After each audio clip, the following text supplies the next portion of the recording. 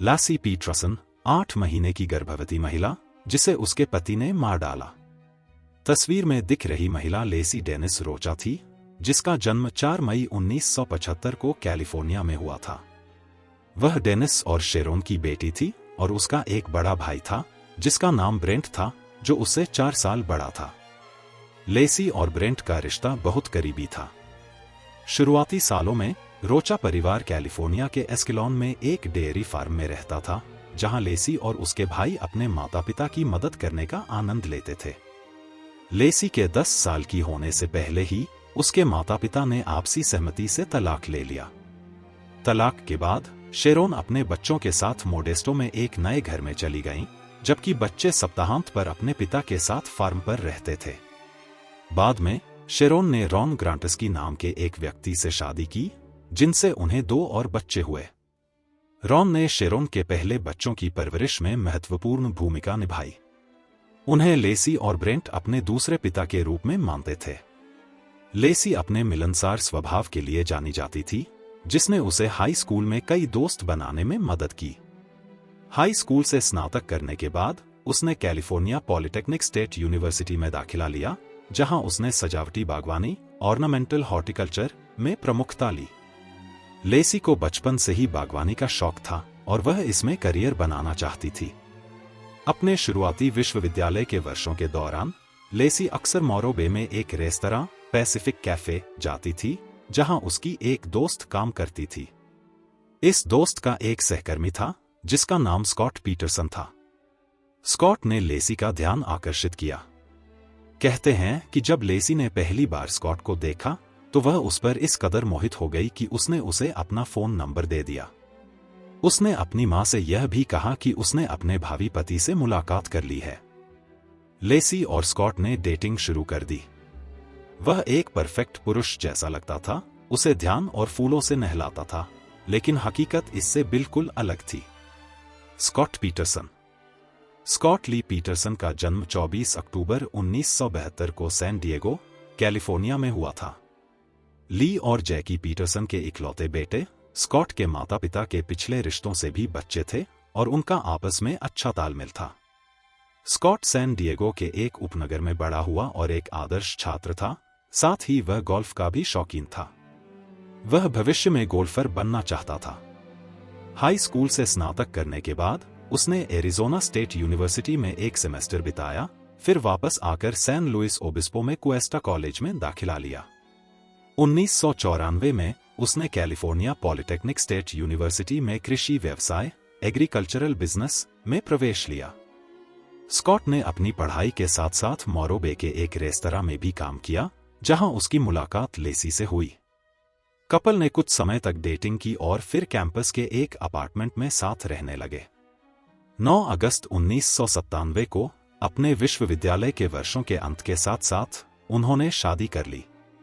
उस समय स्कॉट ने स्वेच्छा से एक पेशेवर गोल्फर बनने के अपने सपने को छोड़ दिया और एक अधिक सुरक्षित करियर की ओर रुख किया, जबकि लेसी ने बागवानी में अपनी विशेषज्ञता जारी रखी।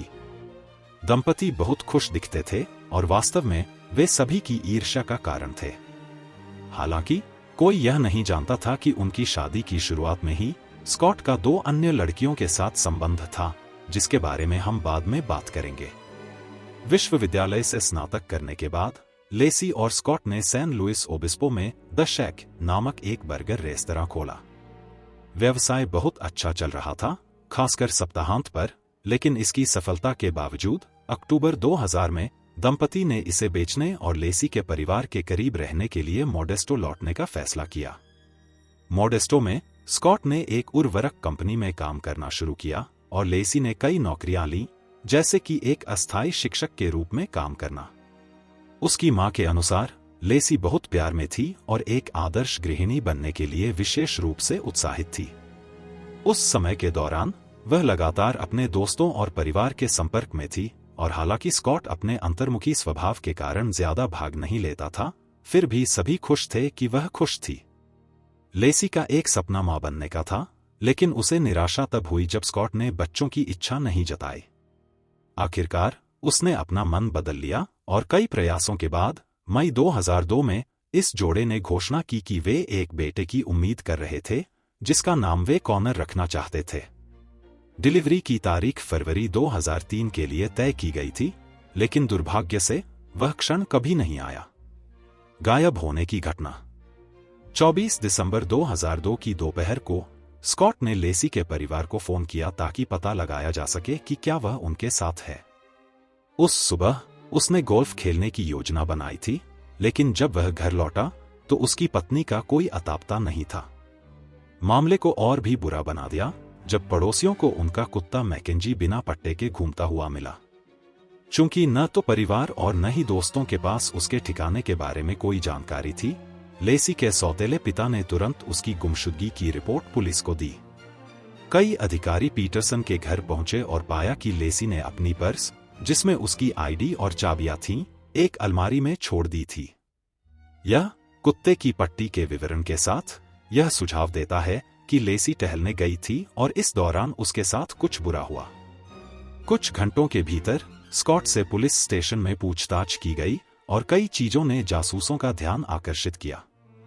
शुरुआत करने के लिए स्कॉट अपनी जेब में हाथ डाले शांत, ठंडा और घमंडी दिख रहा था। अपनी 8 महीने की गर्भवती पत्नी की गुमशुदगी के लिए कोई चिंता नहीं दिखा रहा था। मानो इतना ही काफी नहीं था, स्कॉट ने शुरू में कहा कि वह उस सुबह गोल्फ खेलने गया था, लेकिन बाद में अपनी कहानी बदल दी। कहा कि खराब मौसम के कारण उसने बर्कले मरीना में मछली पकड़ने का फैसला किया ताकि उस नाव को आजमाया जा सके जिसे उसने 9 दिसंबर को खरीदा था, जिसके बारे में उसके परिवार के किसी भी सदस्य को पता नहीं था। दिलचस्प बात यह है कि यह स्थान उसके घर से कार द्वारा 1.5 घंटे की दूरी पर है, इसलिए जांचकर्ताओं को यह समझ में नहीं आया कि नाव का परीक्षण करने के लिए वह इतनी दूर क्यों गया।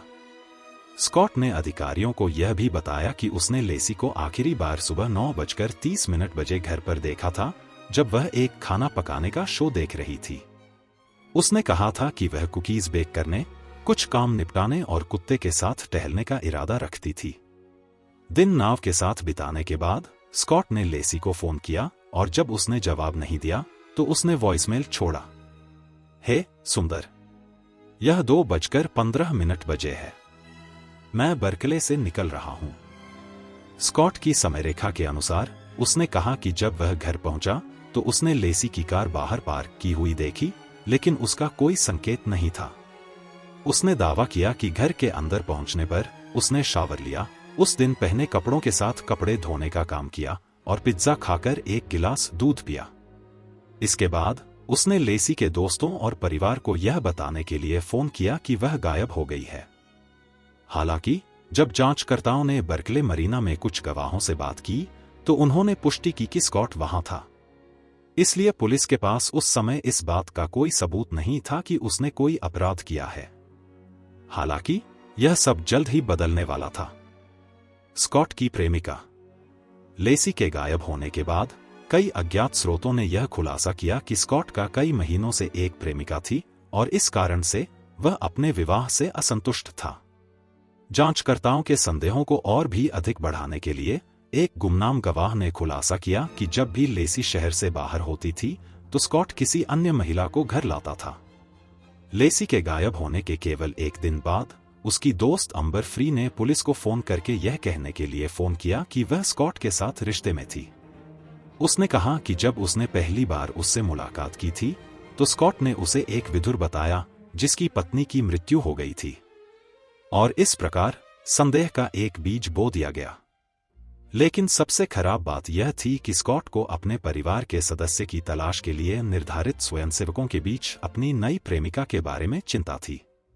लेसी के गुमशुदा होने के लगभग 1 महीने बाद 20 जनवरी 2003 को पुलिस ने एक प्रेस कॉन्फ्रेंस आयोजित की जिसमें उन्होंने घोषणा की कि लेसी के पति स्कॉट के एक अन्य महिला के साथ रिश्ते में होने का सबूत मिला है।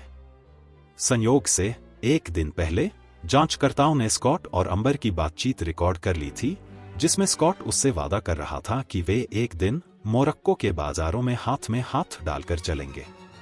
अंबर ने इस अफेयर के बारे में प्रेस कॉन्फ्रेंस के दौरान बोलने का फैसला किया और कहा, मुझे ऐसा लगता है कि लेसी और उसके परिवार के लिए ऐसा करना सही है। मुझे उम्मीद है कि यह सब कुछ स्पष्ट कर देगा। बातचीत में स्कॉट ने इस बात से इनकार नहीं किया कि उसने अंबर से झूठ बोला था, लेकिन उसने यह दावा करना जारी रखा कि उसके पास अपनी पत्नी की हत्या करने का कोई कारण नहीं था। हालांकि इस बीच लेसी के परिवार और दोस्तों ने उससे अपना समर्थन वापस ले लिया और कहा कि जब तक उन्हें लेसी का पता नहीं चल जाता तब तक वे उनके साथ कोई संपर्क नहीं रखेंगे। शव की खोज। अप्रैल 2003 में पुलिस को सैन फ्रांसिस्को खाड़ी में 2 शव मिले। पहला शव 13 अप्रैल को मिला था, जो कॉनर का था। अगला दिन एक दूसरा शव एक महिला का पाया गया, जिसे डीएनए विश्लेषण द्वारा बाद में लेसी के रूप में पहचाना गया। विश्लेषण से पता चला कि कॉनर की गर्भनाल का एक हिस्सा गायब था, जबकि लेसी के शरीर को काटा गया था। उसके पैर, अंगूठे और आंतरिक अंग नहीं थे। हालांकि जांचकर्ताओं को लेसी और कॉनर की मृत्यु के कारण का पता लगाने में असमर्थता का सामना करना पड़ा, क्योंकि लेसी का शरीर काफी हद तक सड़ चुका था और उसकी मृत्यु के तरीके के कोई निशान नहीं थे। इस भयानक खोज के बाद स्कॉट पुलिस का मुख्य संदिग्ध बन गया। गिरफ्तारी। लेसी और उसके बेटे की लाशें मिलने के बाद जांचकर्ताओं ने निर्णय लिया कि अब वे और इंतजार नहीं कर सकते। 18 अप्रैल 2003 को स्कॉट को कैलिफोर्निया के ला जोला में गिरफ्तार किया गया, जब वह सैन डिएगो में एक गोल्फ कोर्स में प्रवेश करने वाला था।